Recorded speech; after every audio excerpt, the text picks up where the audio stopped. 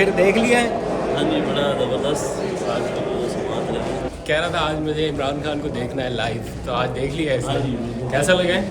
बड़े एक्टिव नज़र आ रहे थे राजा के। काफ़ी फ्रेश नज़र आ रहे थे, हमसे तो ज़्यादा ही फ्रेश लग रहे हैं।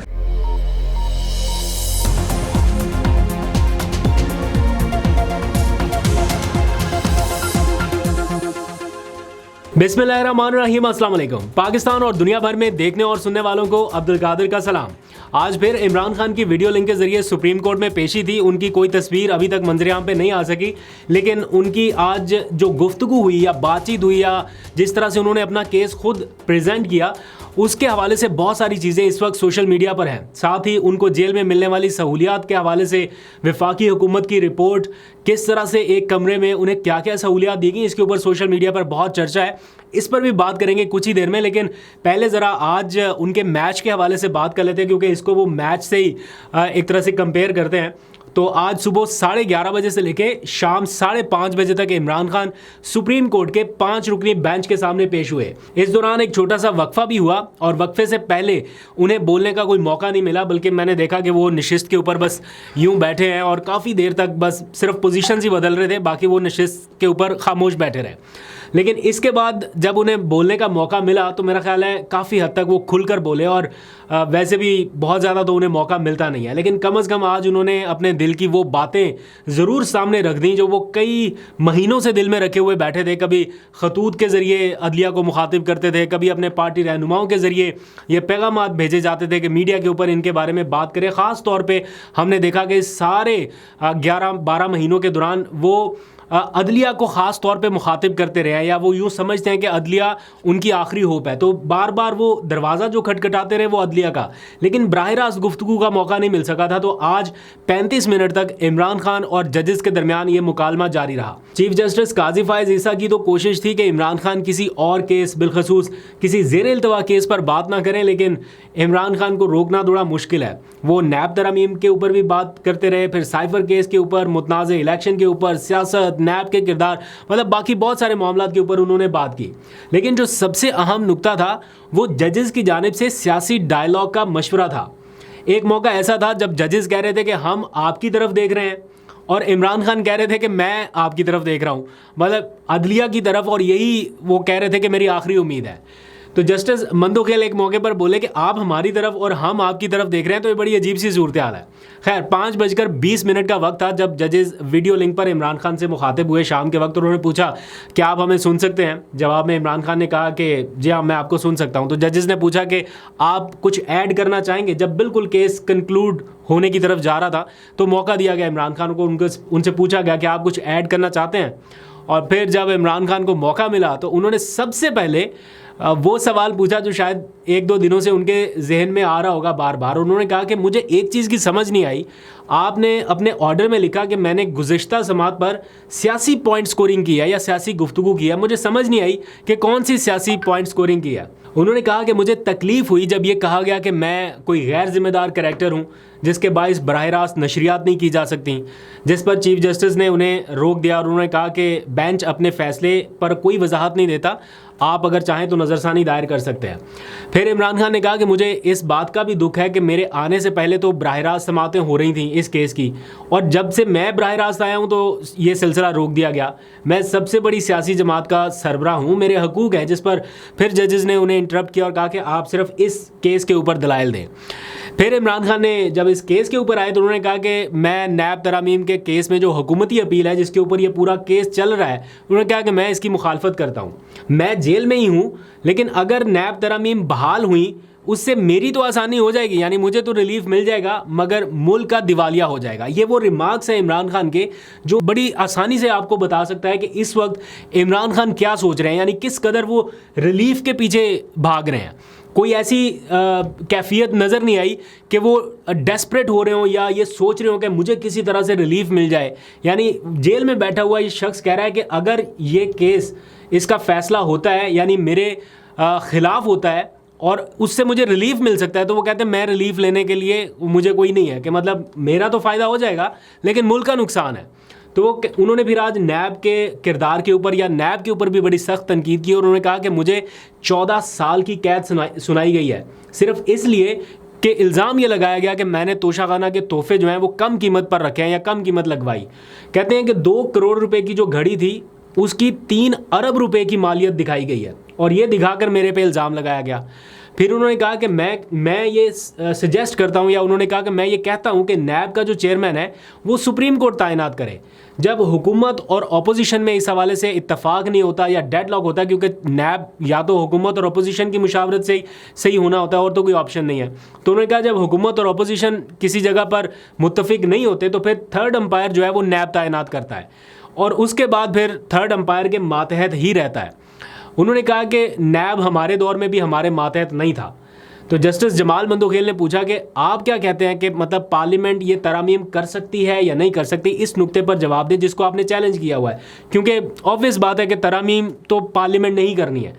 तो इमरान खान ने बड़ा ज़बरदस्त जवाब दिया। उन्होंने कहा पार्लियामेंट बिल्कुल कर सकती है, लेकिन वो पार्लियामेंट जो अवाम को जवाब दे हो वो तो कर सकते हैं, लेकिन ये फॉर्म 47 वाले आगे अगर ये तरामीम करें तो ये दुरुस्त नहीं है। जो लोग इन तरामीम के बेनिफिशरी हैं या जिन्होंने आगे अपने केसेस माफ़ कराए हैं उन्होंने खुद ही ये सारी कानून साजी कर ली। तो ये कैसे हो सकता है कि जो कानून साजी कर रहे हैं वो अपने आप को बेनिफिट देने के लिए ये सारी कानून साजी कर रहे हैं। तो जस्टिस अतर मिनल्ला ने कहा कि नैब से मुतालिक आपने जो कुछ भी अभी कहा या जो बयान दिया है उसके बाद फिर बाकी क्या रह गया है। जिस पर बानी पीटीआई ने कहा कि मेरे साथ 5 रोज़ में नैब ने जो किया है उसके बाद मेरा क्या एतबार रह सकता है। मुझे पता है कि ये सिस्टम कैसे चलता है, क्योंकि 27 साल पहले भी यही निज़ाम था और यही हाल था। इसी वजह से मैं सियासत में आया था।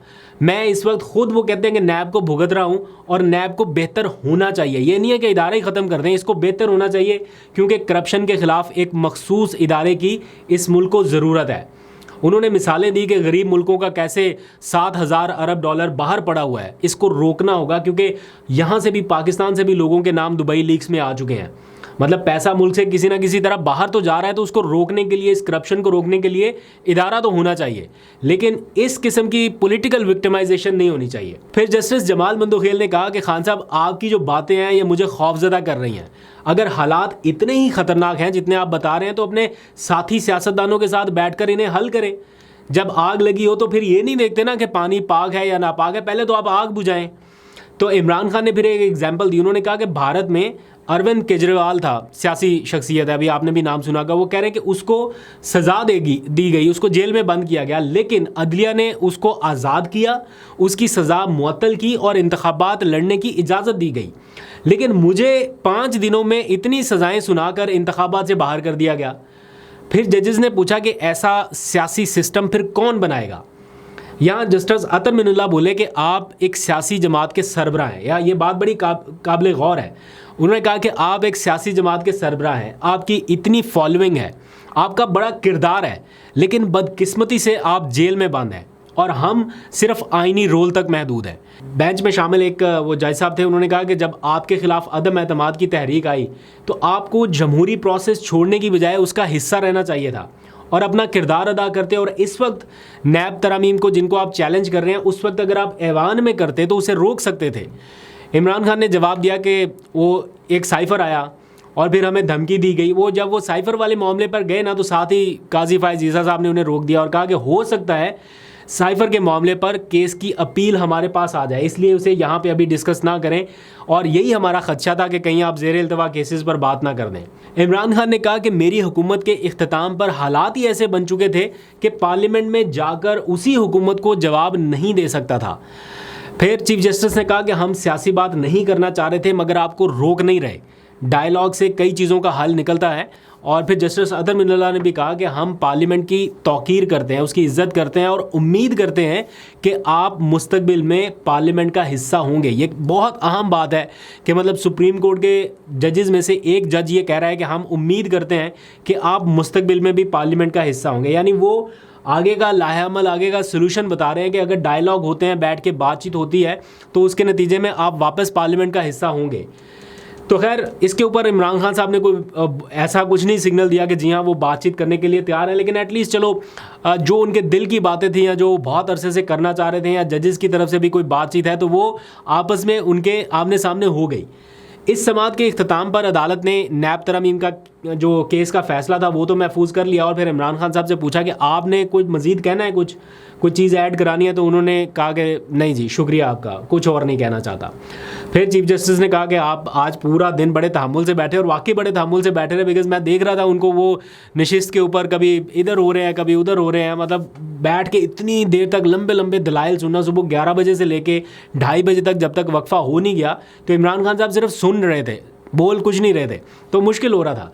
खैर आज आपको पता है जब ये समात सुबह शुरू हुई तो वफाकी हुकूमत की जानिब से इमरान खान को जेल में दी जाने वाली सहूलियात से मुतालिक एक रिपोर्ट आज सुप्रीम कोर्ट में पेश की गई है, और ये बताया गया कि देखें जी इमरान खान साहब या उनके लोग जो हैं वो कहते हैं कि ये डेथ सेल में है, इन्हें कोई सहूलियात नहीं है, लेकिन हमने तो इनको ये सहूलियात दी हैं, इन्हें एयर कूलर भी मिला है, इन्हें टीवी भी मिला है, इन्हें ज़रूरी जो किताबें हैं वो भी मुहैया कर दी गई हैं।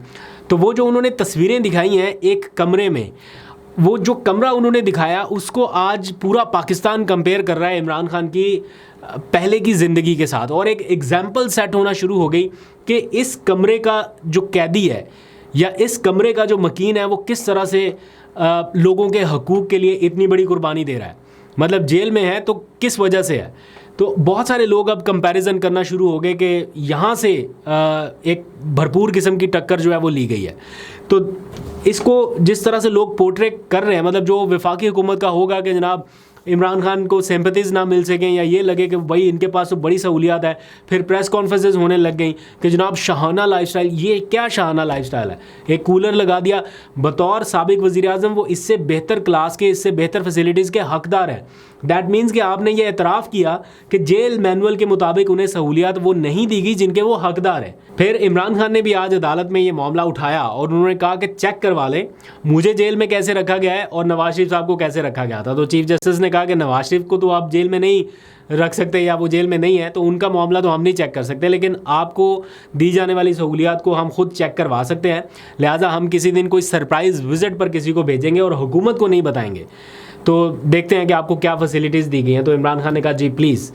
तो उसके बाद फिर उन्होंने आखिर में एक तरह से तारीफ़ की इमरान खान की कि आप पूरा दिन बड़े तहम्मुल से बैठे और आपने अपना इनपुट दिया, जिस पर आपका शुक्रिया। और जिस वक्त ये समात हो रही थी उस वक्त इमरान खान के कुछ वकला जो हैं वो उनसे मिलने के लिए डयाला जेल पहुंचे, लेकिन चूँकि ये समात हो रही थी इसलिए ना उन वकला की मुलाकात हो सकी, ना उन रहनुमाओं की मुलाकात हो सकी जो ट्वीट वाले मामले पर उनसे रहनुमाई लेने गए थे, क्योंकि फ़ैसला हुआ था कि अब जो भी ट्वीट होगा या सोशल मीडिया की पॉलिसी है वो इमरान खान से डिस्कस कर ली जाएगी।